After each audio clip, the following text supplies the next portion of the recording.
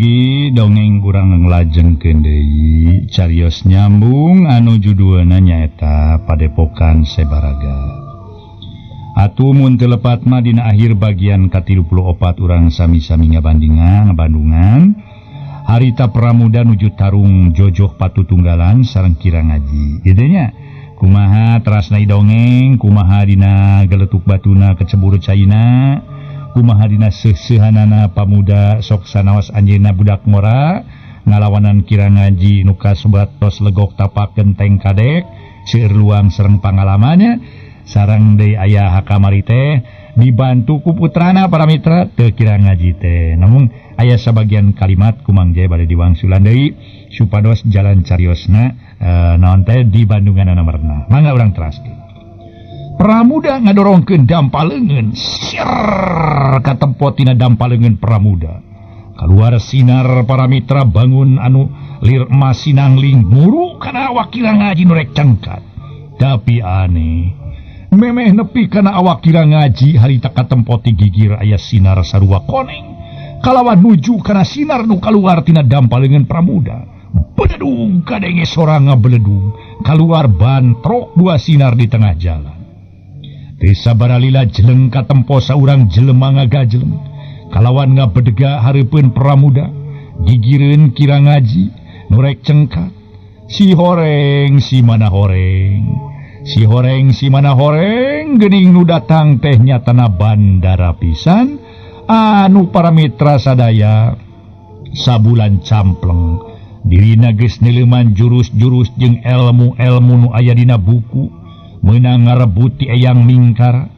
Ku kiwa harita teh kiwari bandara kaluar pisan nu harita katempo nu jadi bapana eleh jajaten ku pramuda.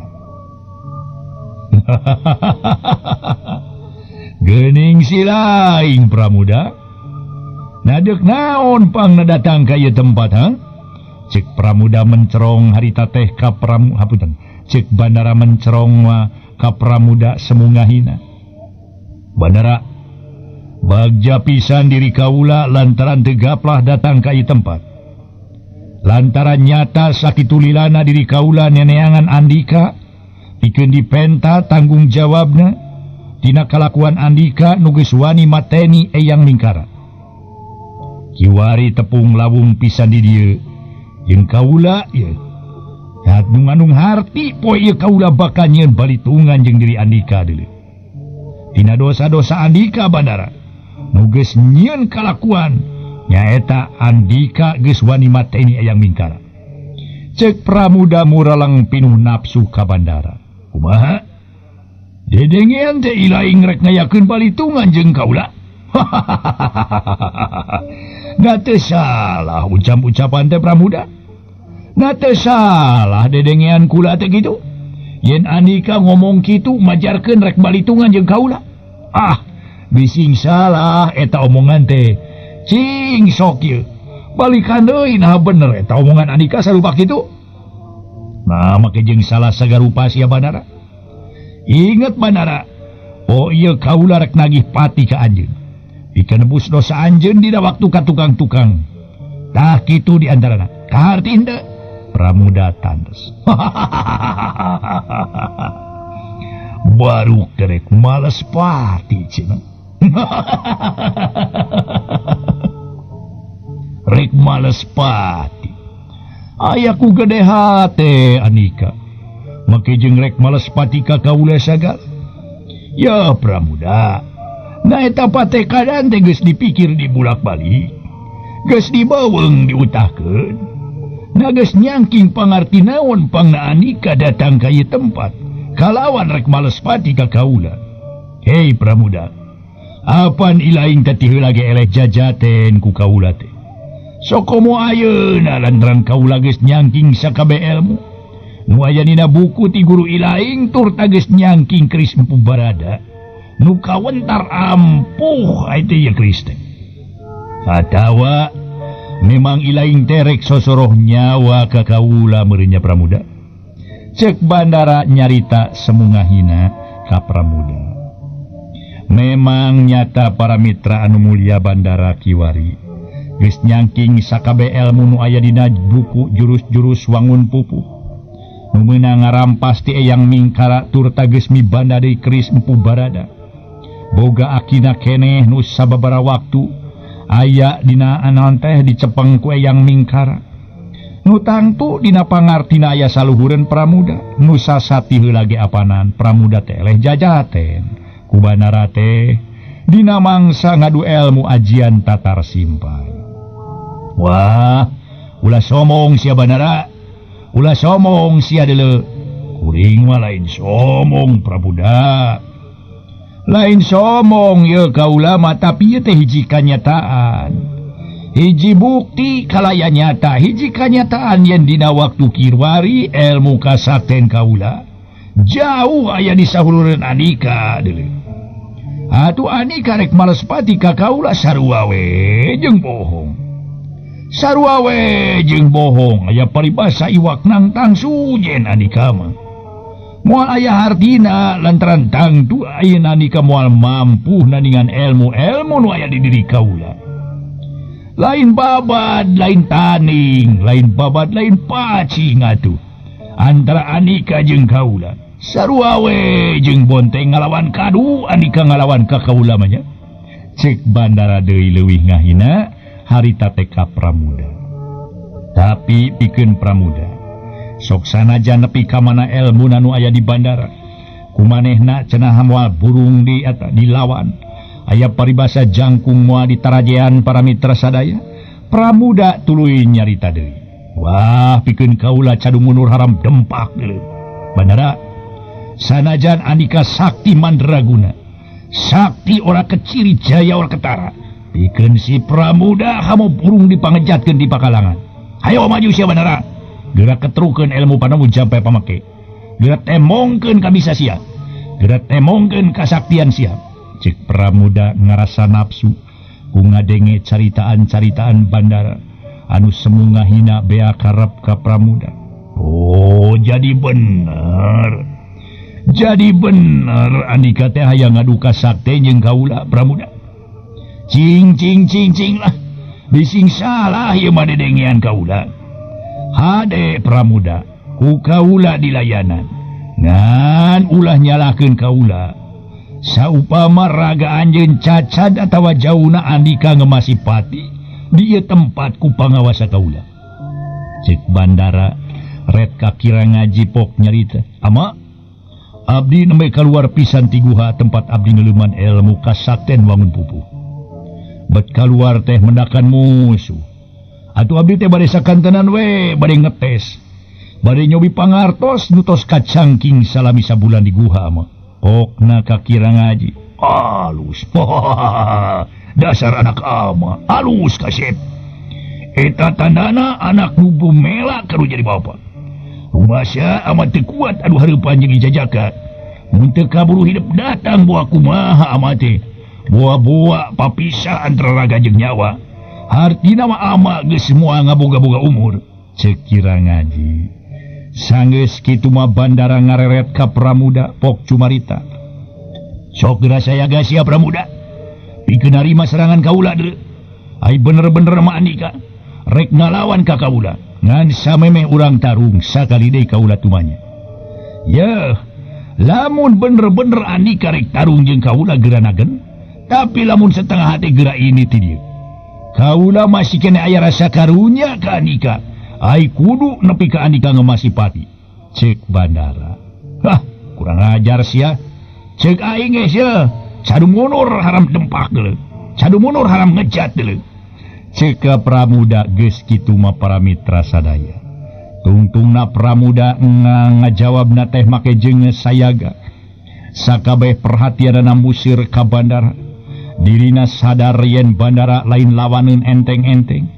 Bandara cenah hiji jago anu memang geus nyangking ilmu panemu nu luar biasa.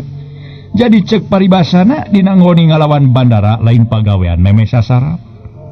Dirina sadar manehna ge lantaran tangtu dina mangsa kiwari Bandara geus nyangking sakabe ilmu nu aya dina buku jurus-jurus wangun pupuh. Nu nganung harti teu bisa gampang kitu bae pikeun dirubuhkeun. tapi diri nageapan pangartina geus leuwih asak ku cara sababaraha kali tarung jeung para rampong nu tangtu elmu panemuna beuki namahan beuki lila beuki kaasah beuki lila cenah beuki namahan boga pangalaman jeung sajabana ti eta ngaso heula para mitra ngaso.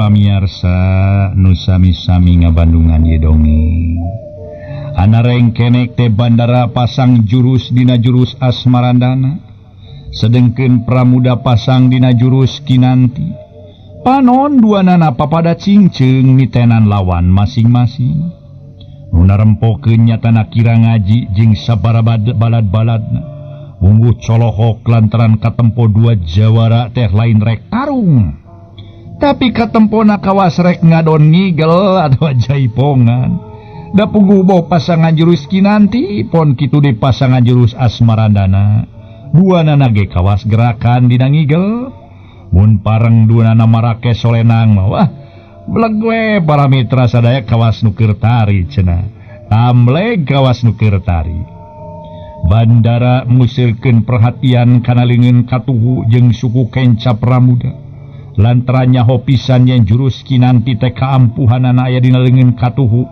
jeung suku Kenca sedangkeun sabalikna pikeun Pramuda musirkeun perhatian kana leungeun Kenca katuhu bandara nya hopisan kaampuhan jurus Asmarandana aya dina dua leungeun harita bandara ngagero ngaruntakeun hate musuh bari jeung mimiti muka serangan pereup katuhunanya lebar ngarah kana beungeut Pramuda nu geus sayaga rikat ngageserkeun suku Kenca ka Kenca beulah katukang bari jeung leungeun katuhuna dipake nakis pereup bandara ngan orokaya bandara majukeun suku kalawan suku Kenca nyamer cangkeng Pramuda teng leungeun katuhu nu tadi dipake neukes anal dipake nakis pereup katuhu bandara teh langsung ditarik ka handap kalawan dipake naki suku bandara nu ngancam cangkeng meh bareng jeung eta gerakan Pramuda majukeun suku katuhu nu disusul ku pereup Kenca ngancam dada bandara ngan hanyata bandara ge teu eleh rikat leungeun Kenca dipake nakis pereup Pramuda tuluy suku Kencana asup di antara suku bandara bari jeung dampal leungeunna dipake ngageblag Pramuda curalit Pramuda ngacuralit ngan teu nepikeun karubuh lantaran kaburu mancuhkeun kuda-kudana tapi bandara bangun embung ngantep Pramuda nu karek ajeg nangtung teh gancang disusul tepus uhiji gerakan awak bandara muter marangan suku katuhu nu muter ngancam beungeut Pramuda nyaan para mitra liri barat pangal we awak bandara teh muterna lep Pramuda ngalelepkeun sirah nyingkahan suku bandara nu yakin ngandung tanaga lapisan tapi bandara rikat nyusul ku suku Kenca nu nyamer gaduh Pramuda bari ngajleng untung ba Pramuda teu eleh mata suku bandara teh ditakis ku leungeunna tuluy ditewak bari dibantingkeun ka sisi bru bandara rubuh nangkarak bengkang jeleng Pramuda ngagajleng maksudna rek nenjrag dada bandara nu keur nangkarak bengkang tapi gerakan linggisna Pramuda kaburung harita teh katitenan ku bandara gancang ngagorentel dina gerakan ucing ocon atuh deg Pramuda teh ukur nenjrag bumi nu tumrapna dampal suku Pramuda nepi kang nyeblok kana taneuh para mitra sadaya gorentel bandara ngagorentelkeun awak malik deui muru suku Pramuda manehna nyerang bari dina gerakan sapu jagat jabroin suku Pramuda dibaban ku sukuna dina gerakan sapu jagat sabada manehanana depok koloyong Pramuda ngoloyong bru nangkuban ngan kaburunahan bobot awakna ku dua leungeunna geus kitu mah korejat duanana pating korejat deui tuluy silih pencrong papada neangan kalemahan lawan narempokeun pohara colohok bengongna nempo 2 jawara ngora nu sakitu pada rikat jeung gesit. Kira ngaji sorangan gogodeg ku nempo gerakan-gerakan 2 jawara. Dirina ge muji kana kagesitan Pramuda. Tapi kira ngaji yakin Bandara anakna bakal bisa unggul dina eta jojoh patutunggalan. Lantaran yakin boh Bandara geus ngawasa sakabeh ilmu nu aya dina buku jurus-jurus. Wangun pupuh menang ngarampas ti Eyang Mingkara. Sedengkeun 2 jawara nu keur ngadu kasakti nyatana Bandara jeung Pramuda. Papada keneh neangan kalemahan, nu tangtu papada hese jeung papada sulit pikeun ngarubuhkeun lawan. Da bubuhan saelmu pisan, nu tangtu gerakan naon bae ge bakal bisa kabaca ka mana nyerangna. Pramuda geura kaluarkeun kabeh pangarti silaing deuleu. Tapi sing inget yen silaing moal mahi mapakan pangarti kaula sia Pramuda. Wah, tol bae carita sia Bandara. Nu jelas sia tangtu bakal ngemasipati dina leungeun kalewek ieu. Katut bapa silaing jeung balad-balada rek dicaremkeun, rek ditumpur ludeskeun ku kaula deui. Cek Pramuda teu eleh geus. Bandara teu nyarita deui. Bandara nu sasat geus bisa ngalatih diri kalawan manehanana nyieun kombinasi 2 jurus. Jeleng Bandara luncat kalawana peureub kenca nyeleper ngancam dada Pramuda. Pramuda rikat ngageserkeun suku katuhu kalawan leungeun nakis peureub kenca Bandara. Ngan hanjaka lantaran ieu hal teh ukur gerak tipu tina kombinasi 2 jurusna anu digunakeun ku Bandara. Ngaso heula para mitra, ngaso heula ngaso.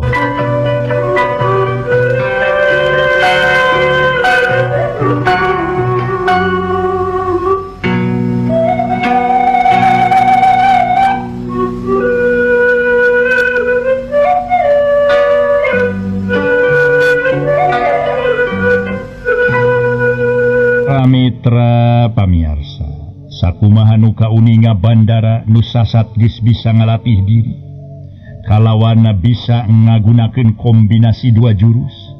Jeleng Bandara luncat kalawan peureub kenca nyeleper ngancam dada Pramuda. Pramuda rikat ngageserkeun suku katuhu ka katuhu kalawan leungeun nakis peureub kenca Bandara. Ngan hanjaka lantaran hal ieu teh ngan seukur gerak tipu tina kombinasi 2 jurus. Basa Pramuda nakis peureub dirina Bandara rikat muterkeun awak kalawan suku diangkat nyeleber ngancam dada Pramuda. Puguh we Pramuda reuwas lantaran teu nyangka kana eta gerakan. Ngan untung kene Pramuda masih kene sadar. Pramuda dina kayan sadar kana eta bahaya. Rikat dirina nyingcet ka kenca nyingkahan suku Bandara. Dan edas we ku waktu ieu Bandara lain jawara anu teu bisa dianggap enteng para mitra. Basa mireungeuh Pramuda nyingcet Bandara migawe hiji gerakan nu pamohalan bisa dipigawe ku jawara-jawara biasa. Bandara muterkeun di awakna. Harita teh para mitra sadaya aneh muterkeun awakna teh nyaeta tuker arah. Mun dina kana mah muterkeun awak teh sabalikna kana arah gerakan anu tadi. Moal bisa ku jawara-jawara sejen mah dina waktu gerakan anu sakilat kitu. Dina keur muter teh langsung tibalik. Tadi muter ka kenca ayeuna Bandara muterkeun awak ka katuhu. Bari jeung suku nyamer beungeut Pramuda nu geus teu bisa ditawar deui. Daek teu daek da bubuhan gerakan Bandara kacida cepetna. Turta di luar dugaan Pramuda, cabron banget Pramuda kabenangan ku Bandara. Koloyong Pramuda dadayak dagan ngadayagdag. Bandara nyusul tepus, peureub katuhu nyeleber ngancam dada.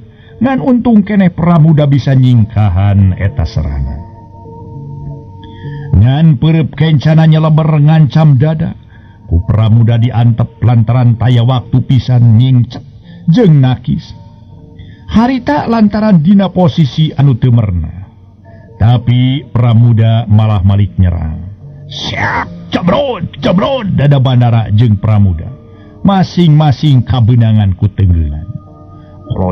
Kroyong duanana pating koloyong. Lantaran papada kabenangan ku tenggelan anu sasatna dieusi ku tanaga simpenan. Ngan tetela Bandara leuwih unggul dina tanaga simpenanana. Katempo tina sela-sela bibir Pramuda kaluar getih ngalih. Turta Pramuda ngarasa eungap dadana. Pramuda ngatur napas pikeun mulihkeun deui kakuatan. Dirina mimiti sabil, turta teu yakin yen dirina bisa unggul ngalawan Bandara. Lantaran kanyahoan pisan gerakan-gerakan Bandara, estu jauh beda jeung mangsa ti heula. Puguh nyata sabulan campleng Bandara, ngasah ilmu jeung deleuman ilmu wangun pupuh, nu kaasup cenah para mitra sadaya, nyaeta para mitra sadaya, nu kaasup eta teh para wargi sadaya, beuki hebat ajianana. Pramuda.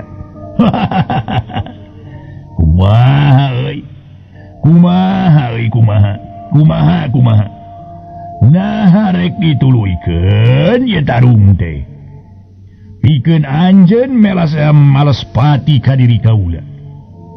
Atawa Andika rek serah bongkokan ka diri kaula pikeun dijadikeun balad kaula. Pramuda kaula perlu ku Andika.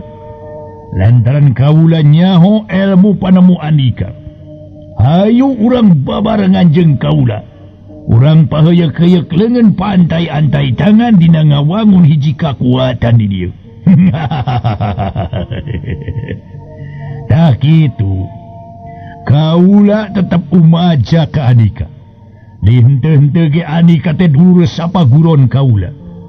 Teu tega pikeun kaula nganiaya Andika Pramuda. Mumatak geura tarima ajakan kaula. Ceuk kaula ge mending Andika serah bongkokan ka kaula. Lantaran moal aya untungna tarung jeung kaula. Moal bisa menang Andika tarung jeung kaula. Geuning karek sakitu Andika geus ripuh. Sok mending talu ka kaula ngarah Andika salamet. Ku kaula moal dinaon-naon Andika talu ka kaula Pramuda. Malah di dieu rek dijieun wakil ku kaula. Hayu urang babarengan ngawangun ieu paguron. Di ieu paguron anu ngarupakeun kakuatan mandiri. Di mana lamun urang ngahiji, tangtu kahasilan urang beuki loba. Ceuk Bandara Semu Bunga nempo Pramuda bangun ripuh. Pramuda meuni asa disebit hatena ngadenge caritaan Bandara nu sasat ngahina ka dirina. Sokomo make nyebutkeun sangkan dirina taluk sagala rupa, pohara ngagugudugna turta cumiduh sagala rupa. Ceuh, pikeun si Pramuda, ya pokona cadu mundur haram ngejat deuleu. Haram najis kudu serah bongkokan ka Andika Bandara. Pikeun kaula kajen ancur tutumpuran batan kudu jadi babandan Andika. Deuleu sia Pramuda para Bandara. Rendah kacida ajen diri ari kudu jadi balad rampog samodel Andika jeung Bapak Andika deuleu. Justru nu kieu nu baris dibabad ku kaula. Ceuk Pramuda nyaritana kasar. Ngaso heula para wargi, ngaso.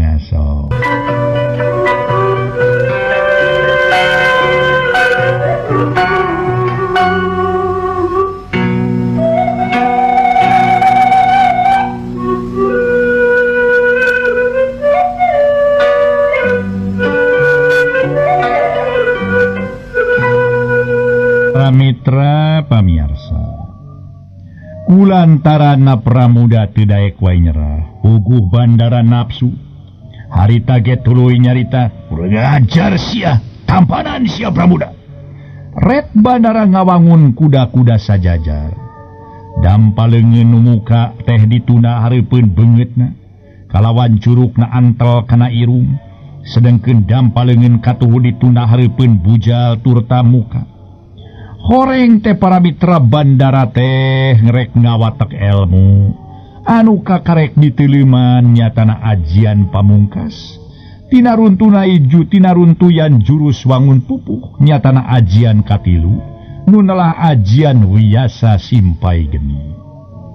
Pramuda ukur cicing nempokeun bandara nu keur ngarapal ilmu dirina teu boga kareprek dilawan ku ajian tatar simpai lantaran cek pamikirna moal aya hartina lantaran nyaho bandara lain keur ngarapal ajian tatar simpai. Beres bandara ngarapal ajian wisaya simpai geni tuluy bandara muterkeun awak tuluy ngebutkeun dua dampaleungeun kalebah pramuda nu keur mencrong sayaga mata orohok nempokeun lantaran tina dampaleungeun kenca bandara kaluar haseup semu hideung numurukan awak pramuda sedengkeun tina dampaleungeun katuhu kaluar sinar beureum nu sarua muru awak pramuda palentung juralit pramuda luncat harita para mitra nyingkahan haseup jeung sinar palatok haseupkeun akan hiji tangka palatok potong dihancak ku sinar beureum tuluy eta tangka tutung kalawan kawas nu kabawa angin eta tangka mumbul kaluhur tuluy ngaleng leong kabawa angin. Waktosna se rupina duwi ka dieu bae heula para mitra carios nyambung nu judulna Padepokan Sebaraga. Ieu dongeng rekayasa Rayi Salira dina bagian ka-35. Sapunyere pegat simpai paturai patepang deui. Mangga wilujeng kantun bae permios.